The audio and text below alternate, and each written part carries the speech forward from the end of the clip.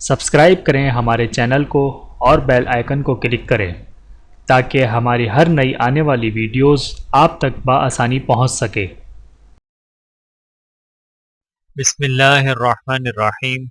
Corona کے مریض اس قرآنی دعا کا اہتمام کریں۔ اللہ کے نبی حضرت ایوب علیہ السلام ایک خطرناک موذی مس میں مبتلا ہو گئے۔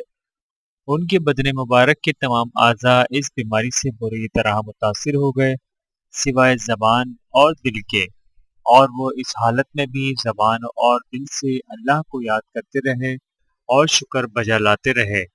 اس موذی بیماری کی وجہ سے سب عزیزوں، دوستوں اور پڑوسیوں نے ان کو آبادی سے الگ کر کے ویرانے میں ڈال دیا۔ کوئی ان کے پاس نہ جاتا تھا سوائے ان کی وفا شوہر بیوی کے، جو مسلسل ان کی خدمت میں مصروف رہتی۔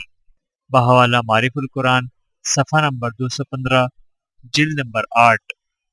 بعد ازاں حضرت ایوب علیہ السلام نے درج ذیل الفاظ کے ساتھ اللہ کو پکارا تو اللہ نے ان سے وہ موذی مرض دور فرما دیا۔ بسم اللہ الرحمن الرحیم۔ رب انی مسنی الضر وانت ارحم الراحمین۔ ترجمہ: اے میرے رب، مجھے یہ تکلیف لگ گئی ہے اور آپ سارے رحم کرنے والوں میں بڑھ کر رحم کرنے والے ہیں۔ بحوالہ القرآن، سورۃ الانبیاء، آیت نمبر 83۔ ویڈیو دیکھنے کا بہت شکریہ۔ مزید ویڈیوز دیکھنے کے لیے ہمارے چینل کو سبسکرائب کریں۔